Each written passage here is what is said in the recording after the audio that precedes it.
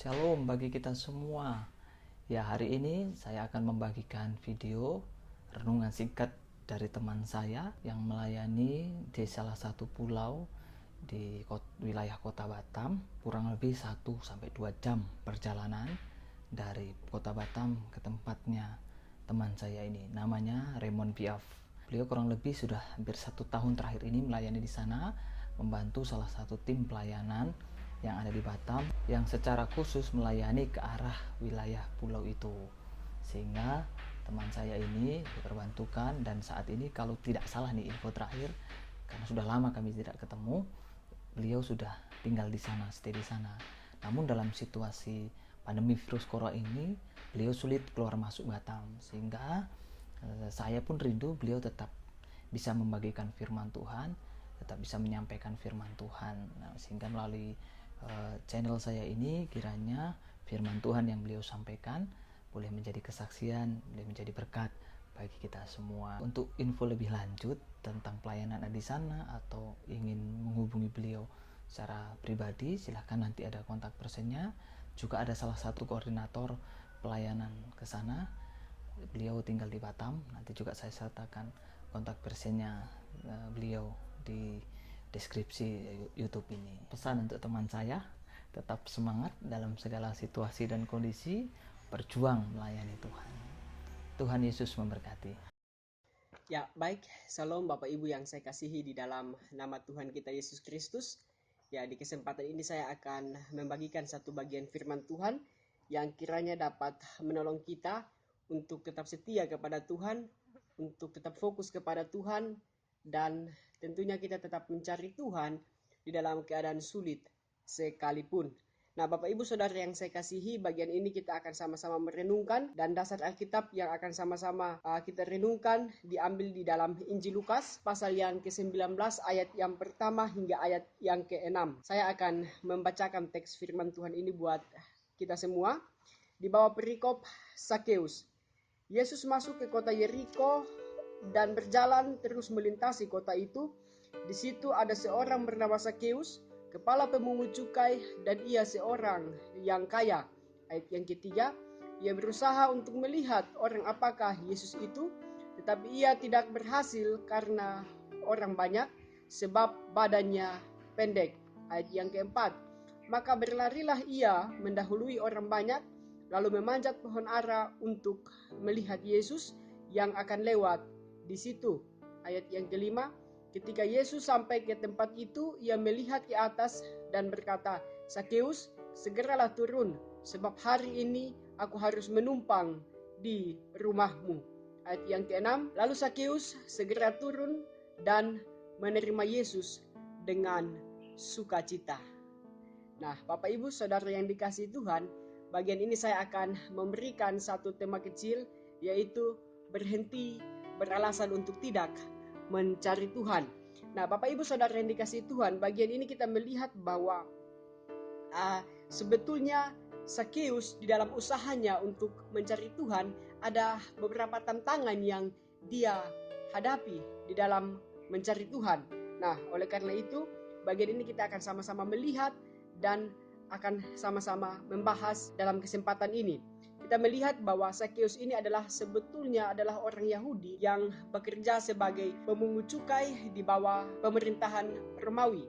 Nah, Bapak Ibu kalau melihat bahwa setiap mereka yang bekerja sebagai pemungut cukai adalah orang-orang yang sangat-sangat tidak disukai oleh orang-orang Yahudi, ahli-ahli Taurat, dan juga orang-orang Farisi. Kalau bisa kita melihat di dalam Injil Matius pasal yang ke-5 ayat yang ke-11, bahkan di dalam Injil Lukas pasal yang ke-15 ayat yang pertama hingga ayat yang ke-2 pun kita bisa melihat bahwa ketika Yesus bersama-sama dengan orang pemungut cukai dan juga orang-orang berdosa, maka ahli-ahli Taurat, orang-orang Farisi, dan juga orang-orang Yahudi itu selalu bersungut-sungut. Nah, ini menjadi salah satu tantangan karena bagi orang-orang Yahudi dan juga ahli Taurat serta orang Farisi ini, mereka yang bekerja sebagai pemungut cukai adalah orang-orang yang tidak layak menerima anugerah keselamatan adalah mereka yang orang-orang yang sangat-sangat berdosa. Karena dengan pekerjaannya mereka itu selalu menguras harta milik orang lain, selalu mengambil keuntungan di dalam pekerjaan mereka,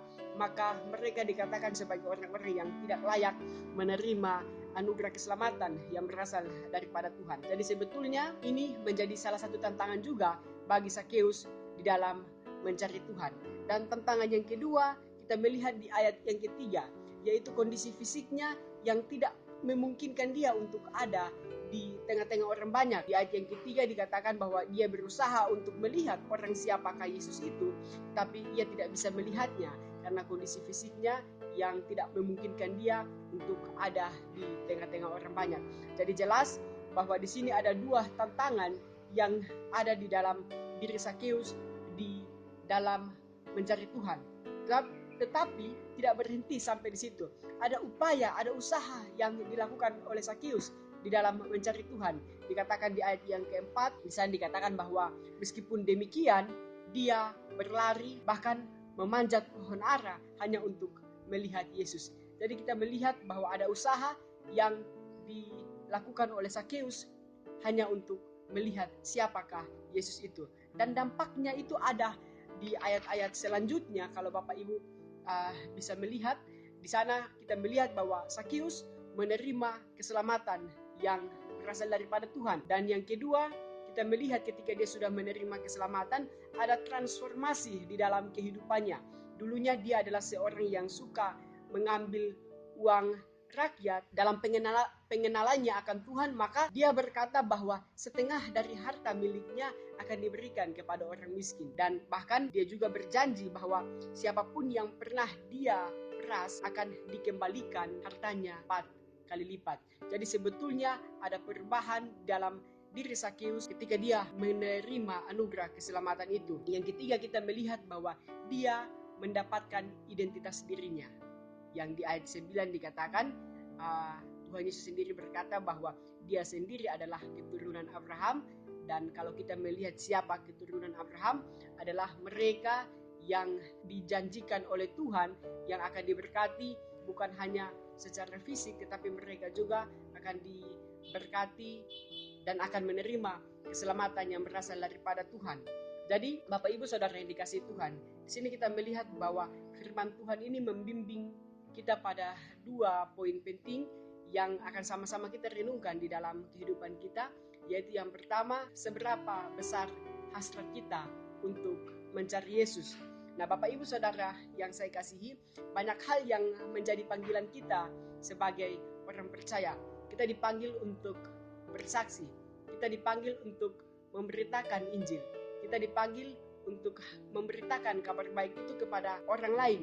Kita juga dipanggil untuk melakukan perintah-perintah Tuhan Yesus yang ada di dalam Alkitab kita. Tetapi yang tidak kalah penting juga adalah kita juga dipanggil untuk tetap bersekutu dengan Tuhan melalui komunitas-komunitas dan juga melalui persekutuan. Ini kalau kita melihat di dalam Ibrani pasal yang ke-10 ayat yang ke-25 pun di sana dikatakan bahwa janganlah kita menjauhkan diri kita dari pertemuan ibadah. Bahkan kalau kita melihat contoh di dalam kitab Kisah Para Rasul pun, jemaat hidup mula-mula pun melakukan hal yang sama, yaitu mereka selalu berkumpul, memecahkan roti, dan juga berdoa. Jadi jelas persekutuan merupakan hal yang terpenting juga di dalam kehidupan orang percaya. Tapi nyatanya tidak sedikit dari kita yang mengabaikan hal ini. Nah, ini dibuktikan dengan beberapa alasan yang seringkali kita berikan kepada Bapak Ibu Gembala, kepada majelis jemaat, sebagai alasan untuk kita tidak beribadah. Misalnya, hari ini saya tidak beribadah karena kendaraan saya mogok. Hari ini saya tidak beribadah karena hujan dan saya tidak punya payung. Hari ini saya tidak beribadah karena saya tidak dijemput. Dan masih banyak lagi alasan-alasan lain yang seringkali kita berikan pada Bapak Ibu Gembala, pendeta, dan juga majelis jemaat. Apalagi saat ini kita melihat bahwa kita diperhadapkan dengan suatu keadaan yang membuat banyak aktivitas kita terhambat, bukan hanya kita di Indonesia, tetapi di dunia pada umumnya.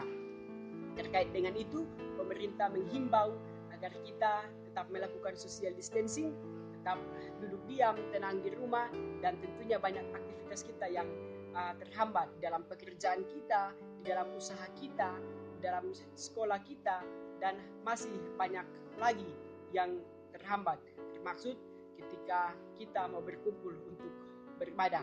Tapi saya pikir itu tidak masalah. Apapun yang menjadi keputusan dari pemerintah itu adalah baik untuk keselamatan kita bersama.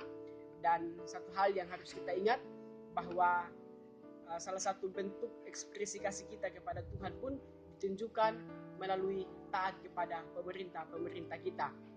Nah, Bapak Ibu Saudara yang dikasihi Tuhan, dalam keadaan seperti itu akan menjadi alasan bagi kita untuk tidak mencari Tuhan. Tapi melalui ini saya mau katakan bahwa mencari Tuhan tidak hanya ketika kita hadir di dalam persekutuan. Tidak hanya kita datang ke gereja, tetapi mencari Tuhan pun bisa kita lakukan secara pribadi. Melalui saat teduh, melalui waktu-waktu yang ada bisa kita pakai untuk membaca dan merenungkan kebenaran firman Tuhan, mengetahui kehendak Tuhan, dan juga bisa kita pakai untuk berdoa kepada Tuhan dengan keluarga kita, dan tentunya bisa kita bertumbuh juga di dalam Tuhan.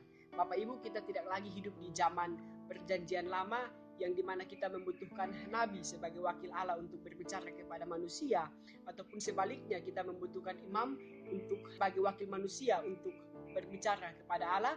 Tetapi kita sudah melalui kematian Tuhan Yesus sudah memperbaiki relasi kita dengan Allah yang dulunya terputus, sehingga saat ini pun kita bisa datang kepada Tuhan walaupun datang secara pribadi. Kita melihat beberapa contoh di dalam Alkitab, seperti Daniel dalam keadaan sulit, terjepit sekalipun, yang tidak memungkinkan dia untuk datang kepada Tuhan, tetapi dia masih meluangkan waktunya, dia masih berusaha untuk mencari Tuhan. Bahkan Daud di dalam keadaan sulit dan diperhadapkan dengan masalah yang sebetulnya membuat dia untuk tidak datang kepada Tuhan pun, dia tetap masih meluangkan waktunya untuk mencari Tuhan. Jadi Bapak Ibu, tidak ada lagi alasan bagi kita untuk tidak mencari Tuhan. Karena bisa saja Tuhan izinkan itu terjadi untuk melihat sejauh manakah usaha, upaya kita di dalam mencari Tuhan, di dalam kehidupan kita hari lepas hari. Nah, terkait dengan keadaan kita saat ini, pendeta, majelis jemaat, gembala sidang pun banyak membagikan kebenaran firman Tuhan melalui media sosial, melalui live streaming, dan masih banyak lagi sebagai sarana untuk kita sebagai jemaat Tuhan tetap mendengarkan kebenaran firman Tuhan. Tetapi apalagi yang menjadi alasan bagi kita? Apakah kuota lagi yang menjadi alasan bagi kita untuk tidak mencari Tuhan?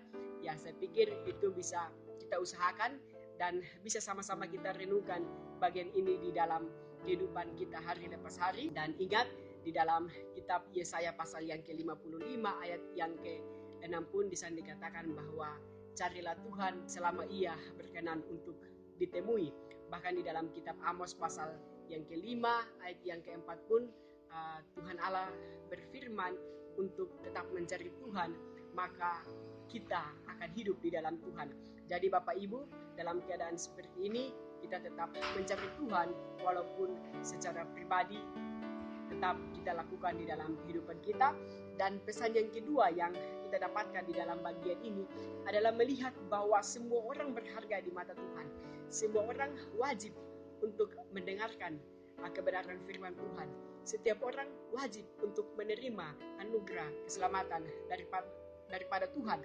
Jadi kita yang sudah percaya kepada Tuhan, kita juga dipanggil untuk menjadi saksi Tuhan. Jangan kita menjadi seperti orang-orang Yahudi yang ada di dalam teks kita, ataupun kita juga jangan menjadi seperti ahli-ahli Taurat atau orang-orang Farisi yang suka menghakimi orang lain, yang suka mengklaim bahwa orang ini layak menerima keselamatan atau tidak. Tetapi marilah kita menjadi saksi-saksi Tuhan yang mau terus memberitakan kebenaran firman Tuhan di dalam kehidupan kita melalui sikap hidup kita hari lepas hari, agar lebih banyak lagi jiwa-jiwa dimenangkan untuk kemuliaan nama Tuhan. Nah, baik Bapak Ibu Saudara yang dikasihi Tuhan, kiranya firman Tuhan dapat memberkati kita, dapat menolong kita untuk terus bertumbuh di dalam Tuhan Yesus memberkati kita semua. Amin.